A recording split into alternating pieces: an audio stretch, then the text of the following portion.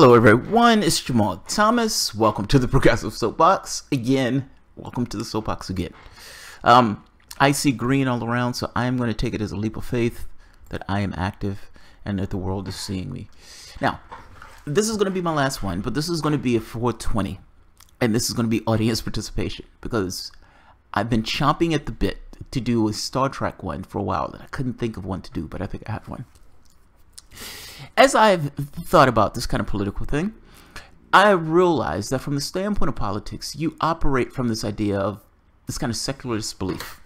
Now, I understand that some of these guys may use their religion and everything else, but people use religion in the same way that sometimes women use their feminine wiles, and Obama uses his blackness, and a white guy uses whatever in order to attract his base. I'm saying that people use what they have, their attributes, to their political advantage. It doesn't matter who it is, it's just the way it is. Sometimes this boils down to cultural stuff. So Paul Ryan will say, oh, I'm a Catholic, even though he's handing out Ayn Rand books and essentially trying to do anything in his power to punch every poor person in the face that he could find. Now, I say this, I start that way because I think to myself, if the game space that we're playing in is essentially full of crooks and corruption and everything else, and like I said before, psychopaths, what do you, as a person of integrity, do dealing with psychopaths? What do you do? That's a fascinating question, right? Like, if you're in the water and you're a dolphin in the water with a bunch of sharks, you're going to get eaten alive. What are you going to do? How do you deal with stuff like that? Now, I asked that question, and that led me to comic books. Thinking about it, or Star Trek, thinking about it from a third-person perspective. And this idea of Section 31. For those of you who don't know, Section 31 is the area of Star Trek that seeks to get through the aims of Earth and the Federation by hook or by crook. You have all these people who are part of this organization at the root of Star Trek. It's a deep state that has a rule book of its own that's completely disavowed. People pretend as if it doesn't exist, and yet it functions in a way that it functions. In one case, getting his hooks into one of the Romulan senators to get that particular person to do not necessarily Starfleet's bidding, but definitely act in Starfleet's interests, even if it's not necessarily in the best interest of the Romulan Empire. Think of a situation of somebody buying off one of the politicians to lean in a particular direction that may advantage a particular country. By hook or by crook. They have the highest access. They have access to all sorts of people within that particular organization. People themselves work for them almost as mole and sleeper agents that are activated only in times where those people are activated and needed. It's a shadow group. Think of it as CIA's CIA. Now, the question is, for Jean-Luc Picard to be able to stand on the bridge of the Enterprise and say, we are going to boldly go where no man has gone before, and we have put all that shit in the past that we've done, and I'm going to be a spit and polish Starfleet officer. By the book. Prime directive, all that good stuff. For him to be that way, for Earth to be that somewhat utopian society, do you require a Section 31? Do you require a bad guy? Meaning, in order for you to stand in the sunlight, do you need somebody in the shadows? That's a fucking fascinating question. Because we have to be honest. We may look at this stuff from the standpoint of this particular ideology in regards to the left. Assume for the moment, though, there is no God. Assume there's no God. Yes, I brought God into this conversation. This is a 420. Assume there's no God. That means there's no purpose. In the same way that somebody makes a hammer, that hammer has a very specific purpose, knocking nails. You may, again, assault a burglar. You may use it as a doorstop. You may use it for all sorts of stuff. But ultimately, that hammer has a very specific purpose. I'm going to bash in nails with this hammer.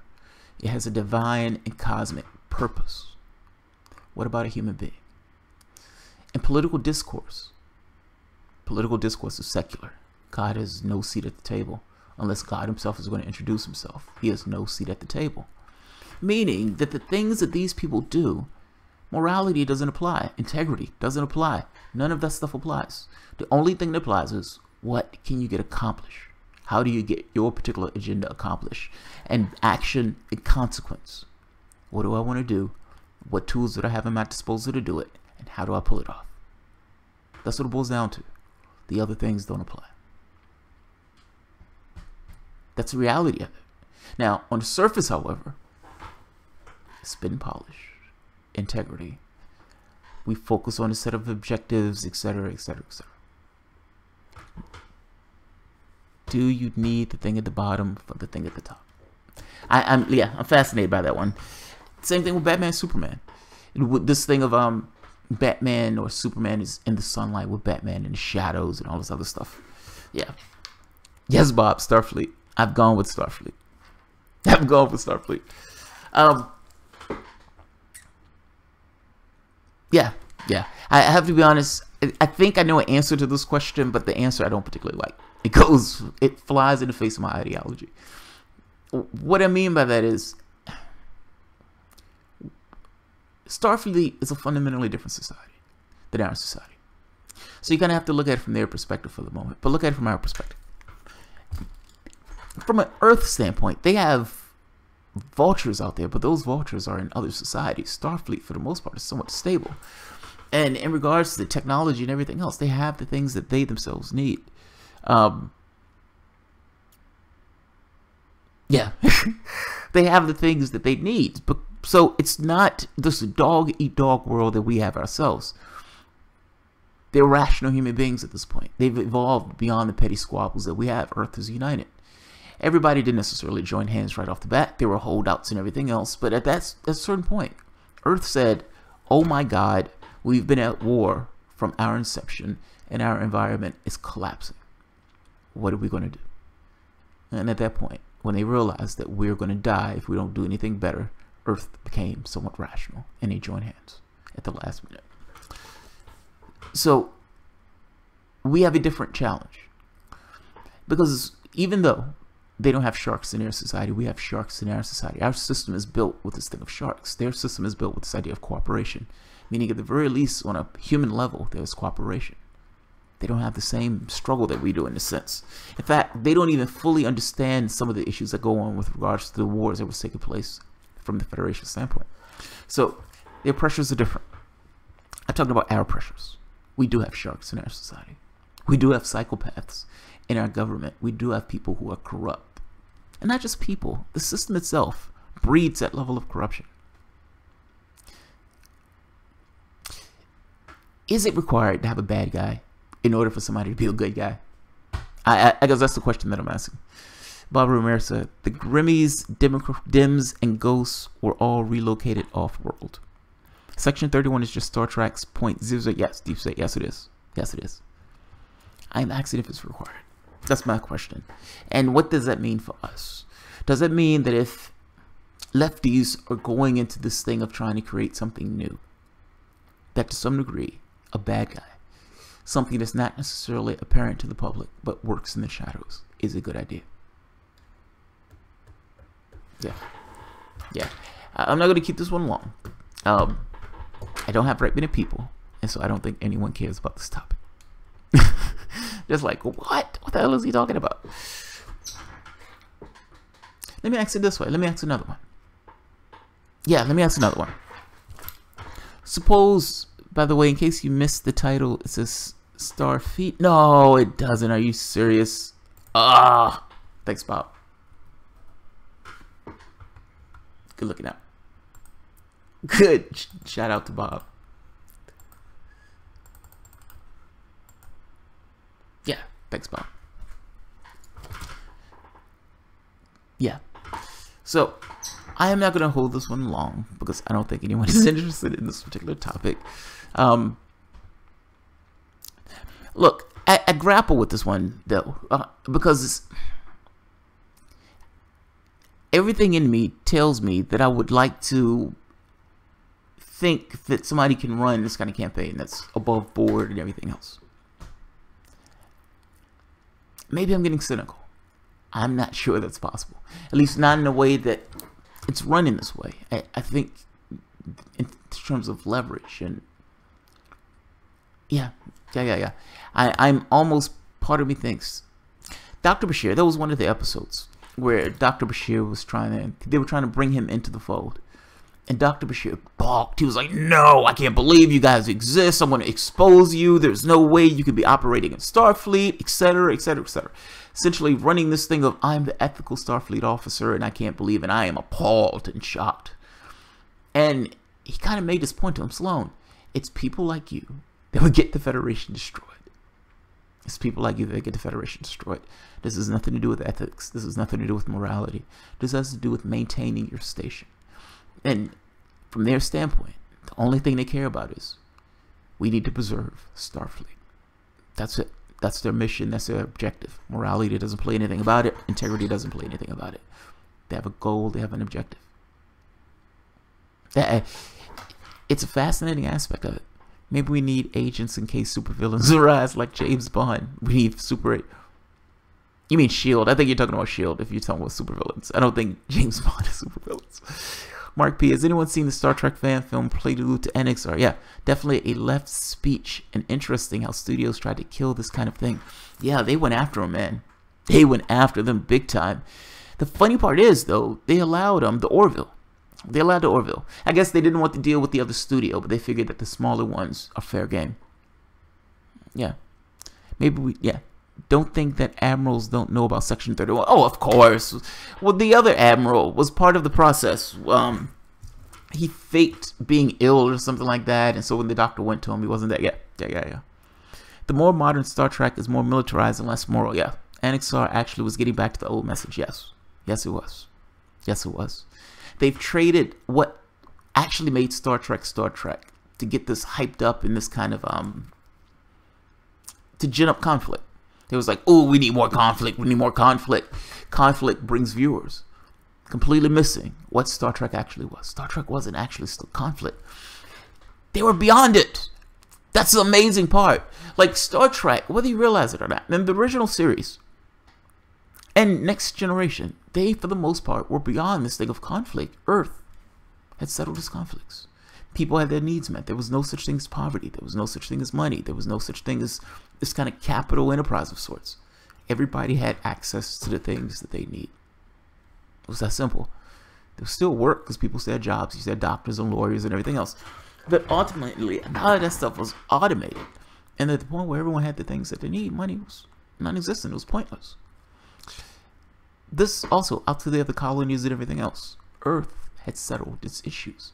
Now, it did have wars with Klingons and everything else. But again, by the time you were at the Next Generation, Earth was at peace. They were at peace. There may have been skirmishes. There may have been conflicts, like this kind of Cold War stuff. But ultimately, it was at peace. Picard has his own thing, having this conversation, saying we're not a military vessel. Starfleet has nothing to do with the military. We're discovery. Our job is to figure out what's out here in the cosmos. That's the mission that we've given ourselves. Even that part is fascinating. Why are they doing this? Like, have you ever thought about that? Why are they doing this? Not explore strange new worlds, seek out new life. Yeah, I get that. But why? These people are atheists. Now, they're not the asshole atheists that you would come across, again, in our days. They're evolved atheists. They're in this thing of, we understand that there's species out here who go beyond our understanding. And because we understand that there's species out here beyond our understanding, we don't consider those things God. We just consider those things other species. There may be alternate dimensions. There are all sorts of things in the universe that we don't necessarily understand. Even though our science is advanced, certainly it's not to the point where it understands each and everything in our universe. We're not as arrogant as that to believe it. So when Picard meets Q, he doesn't think Q is a god. He says, what sort of being are you? What sort of being are you? God, I love that show. I fucking love that show, man. Absolutely love that show. The military part, I guess I'm saying, yeah, it's exploitation. They're essentially using military and conflict to get people involved in the show itself. But the original premise, the thing that got people into the show, wasn't the military.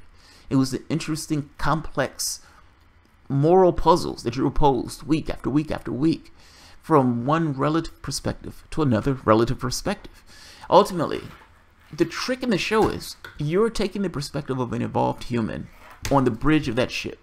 each time that ship goes from point A to point B. But your perspective is only relative to the other people and the other races and the other cultures. It's just relative. One is not better than the other. It's better than the other depending upon what you yourself are trying to get at. But, you know, this idea of right and wrong and everything else kind of goes out the window. We have a certain perspective. Because we have that perspective, these idea of morality and everything else kicks in. But that's our context. That's our context.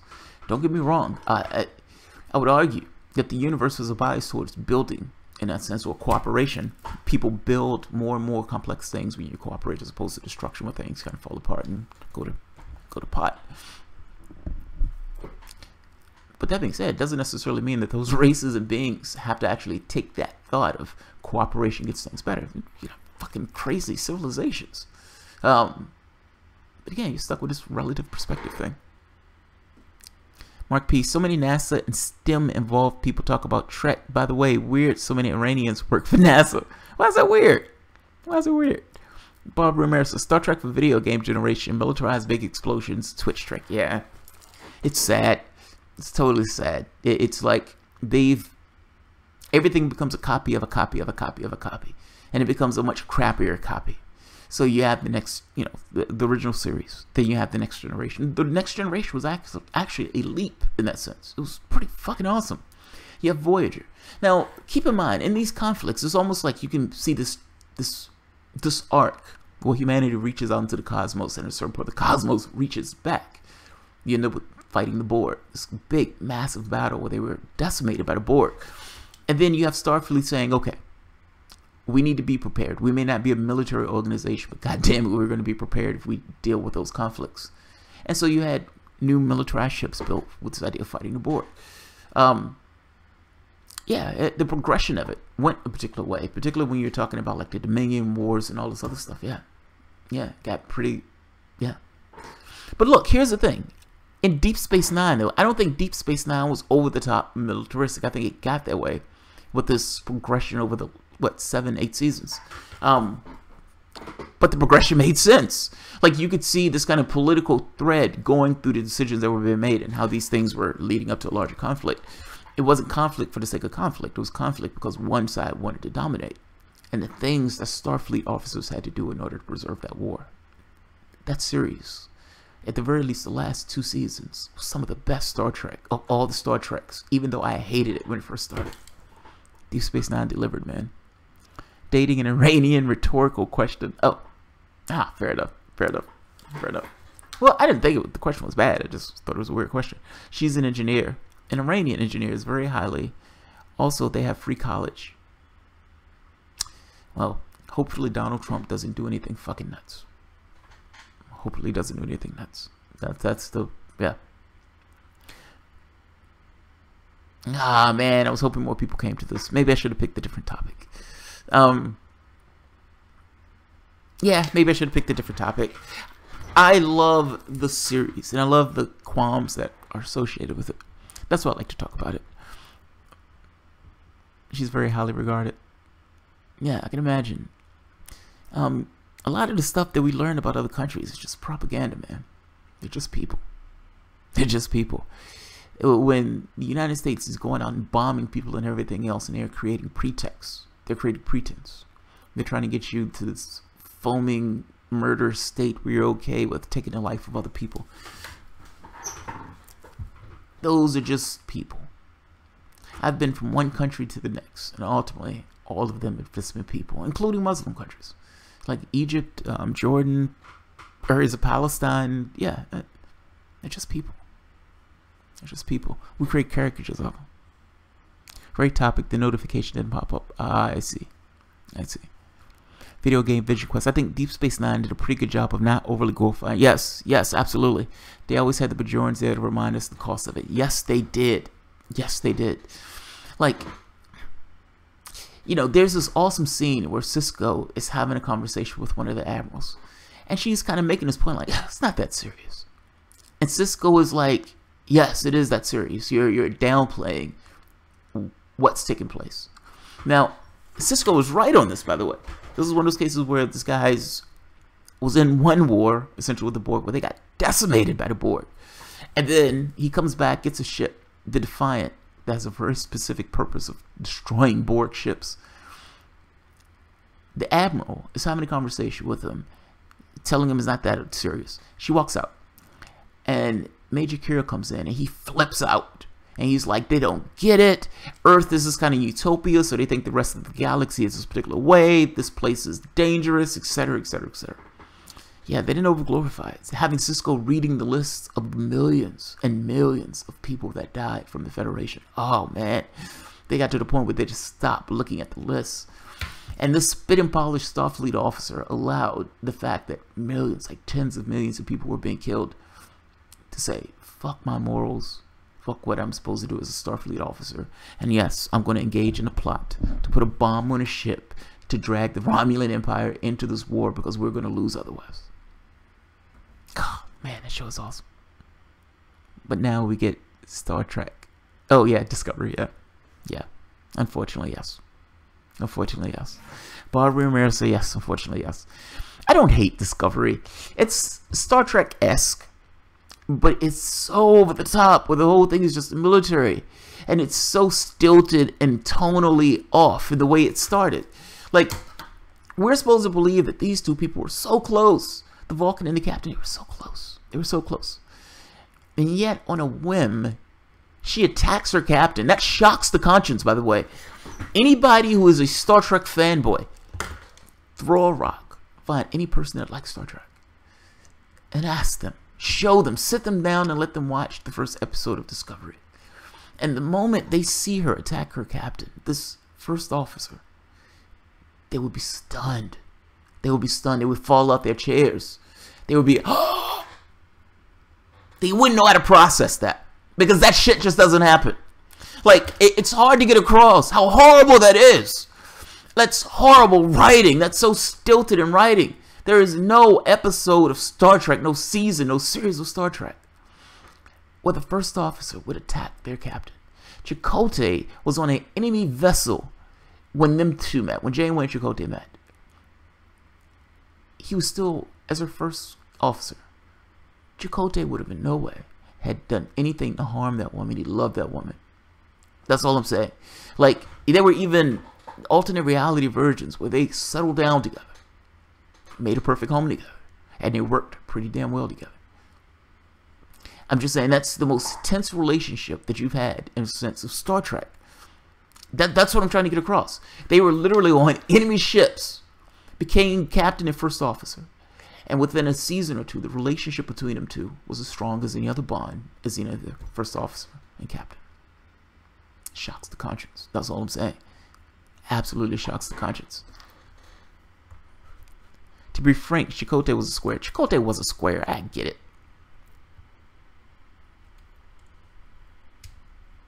Come out the fascist closet. Poking the politicians to come out of the fascist closet. I'm a fascist. That's awesome. Okay. To be frank, Chakotay was a square. Chakotay was a square. He was somewhat of a square. So much money from the military in Hollywood these days. Wonder if it has any bearing on Trekkie's change of the message. That's interesting. Oh, that's cynical. That's cynical. I like that. That is immensely cynical. But is it possible? I mean, think about that. I mean, put it this way. I would say that Star Trek, when it first came out, I think Hollywood tries to distill things down. I think people in general, like, we try to perfect the process. And in perfecting the process, you lose something out of the process. There was something in that original thing that was perfect. Imperfections and all. That made it what it was. Now, in their case, they're looking at this as, how can we distill Star Trek down to its main elements and make it work, make it fly, right off the bat. I think they looked at it, hey, war is a tense situation. We can cheat. We can be cheap about it. We just start a war. Show one. I don't know if the military had anything to do with it. I think they were just cheap bastards. They didn't necessarily want to invest the time to actually have a real fucking Star Trek series. Bob Ramirez reminds me of my 1980s DuckTales reversal where Scrooge McDuck becomes the good guy. Donald goes off to war. Reaganism at work in Hollywood. It's Scrooge McDuck. That's right. Scrooge McDuck. Just think about that. They had a cartoon of a rich duck that swam in his money. And he was the good guy. He had this huge stack of money that he would just swim in. He felt awesome. I'm fucking awesome. I'm Scrooge McDuck. I'm hoarding all this money. That's awesome. There was also the legislation of the propagandization of the United States citizens a couple years ago. Naomi Wolf talked about this. That wasn't also just a couple years ago. Project Mockingbird. That was one of the CIA projects that went to spread propaganda throughout the United States to see if they can change the minds of the American public. They would essentially, television stars, educators, newspapers, columnists, etc., etc., etc. Yeah, CIA has a history of it. Yes. And look, whether it was legal or not at the time, the CIA did it. The CIA did it. Mark P, I've wondered the same. Yeah, you guys are cynical SOBs, that's why. That's why. It wouldn't be crazy, though. It wouldn't be crazy. If you're trying to get somebody to your cause and you want people to get... I'll give you an example. So, Stephen Greer... Oh, yeah, this is 420. Fuck it, let's take the chains off. So, Stephen Greer, that's the UFO guy. Stephen Greer made this argument, and not just Stephen Greer. There's a few guys who are in the UFO circles who would make this case that the secret of the UFO thing is something that they want to get out. And so the way they get this out is small incremental doses to the public, because they think that the public would lose this shit if they were told the absolute truth. And so you may get NASA saying, hey, we found microbial life on the moon. Oh, did you know? Yes, we did. Oh, right off the bat, the public thinks, hey, if you found microbial life, can there be larger life forms out in the cosmos? Then you have movies come out. Some of these movies deal with the UFO thing. It meets First Contact and these type of things. And some of them make this case of, look, this is them trying to incrementally get the public okay with, accommodated with, this idea of ET contact. Is that true? Now, if it's okay, if the military, if you're going to make the case that the military may be paying Hollywood to put some of this stuff out, or funding some of this stuff, in order to get this idea of war and militarization and everything else, can that also be true by factions that may be affiliated with those things? Now, mind, it's total conspiracy theory. And I don't use that term in the sense of derogatory. I just use it in the sense of this is some shit that was conjured up that nobody knows if it's true. Maybe. I mean, people, look, like I said, the CIA has used stuff like this before to try to get stuff out into the public. Who knows? Who knows? There's a Russian kid who says he was a Martian in a past life. Says Mars has multiple races that will be at war. I think I've seen that video. Try Ipaza. NDAA made propaganda for the American public legal. Thanks, Obama. National Defense Authorization Act. It also allowed them to put United States troops on U.S. soil in case of, oh my God, there's a terrorism threat. We need to put the United States military on home soil. Congratulations. You've just lost this protections, your civil liberties. Yeah, thanks, Obama is right. Thanks, Obama is right. There's another part to that, by the way. There's something else. There's something else that I'm missing. Oh, that's right. Black sites being ferreted away. That person's a terrorist. Go get him. Yeah. Yeah, it's amazing. Including American citizens, by the way. Including American citizens. The cynics often turn out to be right. At least the clear thing was. Just look at Ben Dixon's response to HA being right a couple of times now. Yeah, HA knows people. I don't know what... I gotta be honest, I don't even watch either of their shows. Well, I watch HA every so often, but I don't watch Ben Dixon. What's the feud? What's the beef between them two? I mean, I know I have seen the debate that them two got into. It was kind of comical more than anything else. Yeah, but I have been watching these squabbles. I'm going to call them squabbles. The rival factions are thinning as money gets consolidated. We lost a long time ago. The jihadists have already won. It's their country. It's their country. What are you going to do? Do you remember in Vietnam where, you know, they were having a conversation? Man, I can't think of it as Ho Chi Minh was making this point like, yes, you guys have superior military force, but at the end of the day, Vietnam is going to stay in Vietnam. You guys are going to go home at some point, and we're going to still be right here. This is our land. We're going to die to defend it. Now, you can call them jihadists, you can call them religious maniacs, you can call them religious extremists. Why are we there? Why are we there? We've been there for 16 years. We've expended 4,000 American lives. We've murdered 1 million of them, not to mention spending $6 trillion to do it. What have we accomplished? We've set the Middle East on fire. Congratulations. What have we accomplished? What have we accomplished? Bring those troops home. They shouldn't be over there in the first place. Bob Ramirez was sort of like sudden revelation of goblet tippe to the general public just a few years ago. Proves that people have been civilized far longer than previously admitted. Fair enough. Yeah, you know, I'm ambiguous about a lot of stuff. Like, I take it as there's no way for me to know. And so, because there's no way for me to know, I just accept that I don't know. But that allows me a certain, ability to entertain the idea, if that makes sense. Like, I can accept it as, okay, what happens? What does it mean if that's true? Which is fascinating thought experiments. I like it. I absolutely like it. May lead to revealing past our civilizations. Bob Ramirez said that would be fucking amazing. Oops, I should have stipulated in our own country. Augur Cybernaut, where are you from? J. Scott Jamal, if you go to see Tim Black, can you tell tepid at him during the show? Yeah. So for those who don't know, Tim Black had me on the show for a while. I would be on Wednesdays at 8 p.m. And on my own show, I was having a conversation about Susan Sarandon. It was a defense of Susan Sarandon. Because, personally, I like Susan Sarandon. I think she was viciously and unfairly attacked. Because Susan Sarandon actually had a point when she said, not voting for Hillary Clinton, voting for Jill Stein, if Trump gets elected, may bring on a revolution. And all of these Hillbots screamed at the top of their lungs, oh my God! Oh my God! This actress is somehow going to derail Hillary Clinton's inevitable campaign. Now, I thought that Tim Black, in his conversation with Sam Cedar, that his response with his defense was a bit tepid. Tepid was a word I used. Tepid is a word I stand by. Change that shit around. It would sound tepid to me. It didn't sound like a firm, strong defense. And so on my show, I said I would like to give a stronger defense to Susan Sarandon. It just as a flat fact, that is my perspective of things. My perspective of things is not wrong. It's just my perspective of things. I wanted a more robust defense of Susan Sarandon, but that's just what I wanted. He hated the word tepid. He thought tepid was Hasidity and something else. He flipped out. He lost his shit. It was fucking amazing. Yeah, he lost his shit big time and evicted me from his show on Wednesdays. It's like, okay. Thank you for the opportunity on the show. Have a good life. The world is good.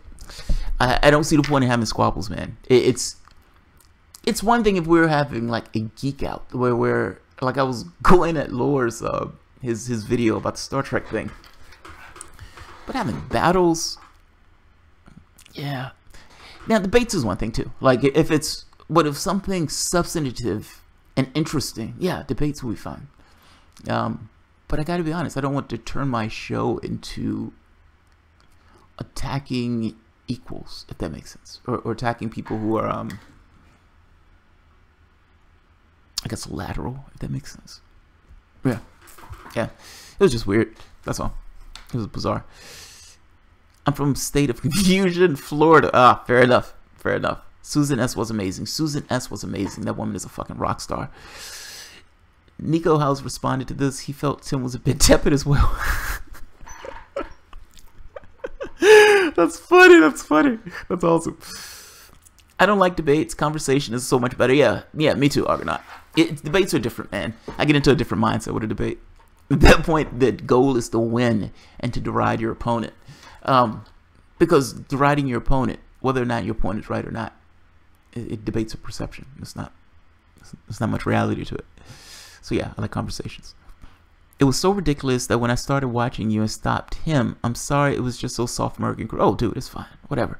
The Seaton, Angel Willery, thank you, I appreciate that. I thought it was insane also. I didn't quite get it. Somebody said that I was being tepid. It's like, okay, that's your opinion, man. Let the world move on. But hey, teach his own. People respond to things in a way they respond to things. I find it distasteful when they make fake beef for clicks. Yeah, me too. I don't see the point in fake beefs. If I'm going at somebody, I'm going at them for real. Robert Pouquet-Ray. It's either humans were more advanced earlier than expected, or Neanderthals were more advanced or religious than we thought. Oh, I see. The idea that if they were religious, it would have been some kind of thought of civilization or higher consciousness. Not higher consciousness, I mean just higher than we thought, the level of intelligence. The establishment likes debates. Even interview styles have become that way, at least political ones. Sometimes, I mean, it depends. But yeah, sometimes. Sometimes. It's not about learning, it's about winning. Yeah, exactly. That's my point. That's my point. It's looking up at the stars, the most natural thing. I wonder how previous humanoids wondered about the stars. Yes! Yes! Oh man, you're gonna get my fanboy letting loose. Yeah, man, you're gonna get my fanboy letting loose. We have this game. The game is called Civilization. And I don't know if anybody's heard of the game. But the game is called Civilization. And I've said before, sometimes songs and music get stuck in my head in the context of a particular thing. Meaning, my life can be somewhat of a soundtrack. There's certain songs and certain things that played during certain periods of my life that resonated and stuck in a particular way. Either I was in that particular mindset. Now, the Civilization game, yes, this is a lot of wood to chop, but I'm making a point. Because that person said, look up at the stars, and I'm getting to a point. In the game of Civilization, you start off as cavemen. That's what you start off. And the goal of it is to build your civilization up to get to the point where you do one of three things. Launch a ship into the other galaxy. When being a greedy plutocrat gets into you, getting a certain amount of money. There's one other way to it. Oh, conquering. Just destroying each and every other civilization that's on the board. The point of the game is domination. Be it technological, financial, or brute force. You start off as cavemen. And there's this elegance, man. There is this level of, how can I say this? Like, you start off at this thing where you're, for the most part, left to your devices. But at some point, somebody, some rare caveman, had to look up at the stars and wonder to themselves, is there anything out there? Now, that's assuming they even understood the stars in a way. But at some point, a human being, whether it was a little bit more advanced or not, looked up at the stars, looked up at the cosmos, and asked the question, is there anybody up there like me? Is there anybody up there like me? Now, these human beings started with the crudest of tools, whether you're talking about bones, whether you're talking about just these little sticks and rods and mud huts and all this other stuff. But century by century, murdering each other along the way, century by century, killing a little bit more, century by century, getting to the point of developing spaceships. This guy that had bones and mud huts has gotten to the point where they're building rockets to send themselves to the moon, and if they wanted to, could send themselves to Mars. That's fucking amazing. That is so goddamn epic.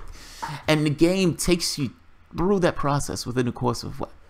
Oh god, the game takes fucking ever. It takes like hours and hours and hours of your day. It just sucks you in.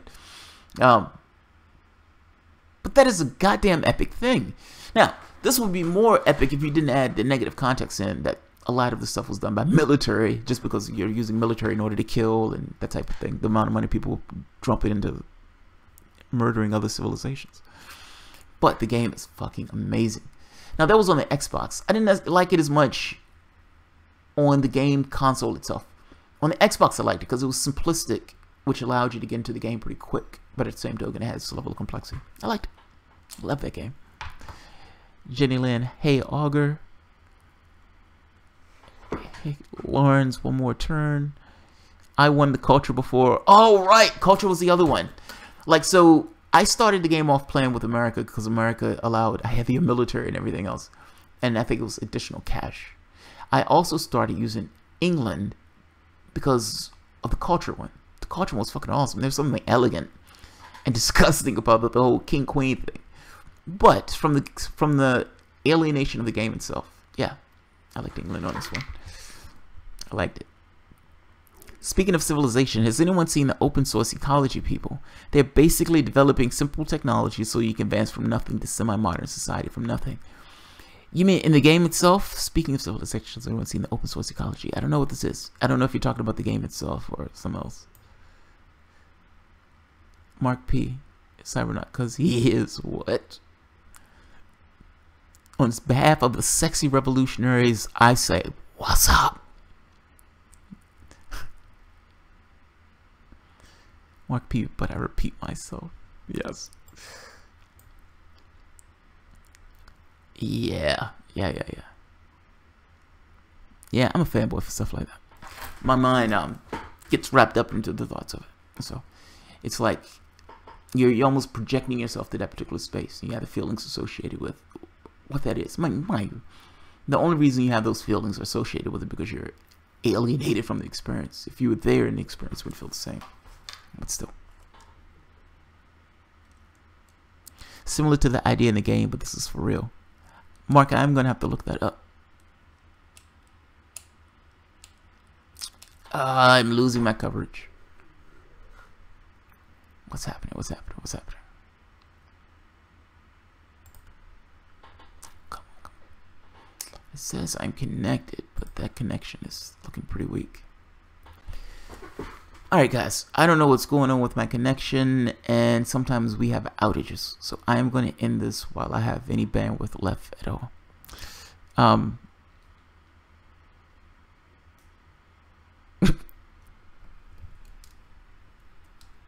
Come on.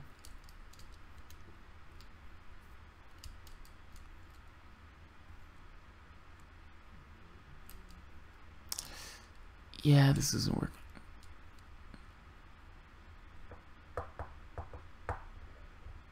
Come on. It's trying and failing.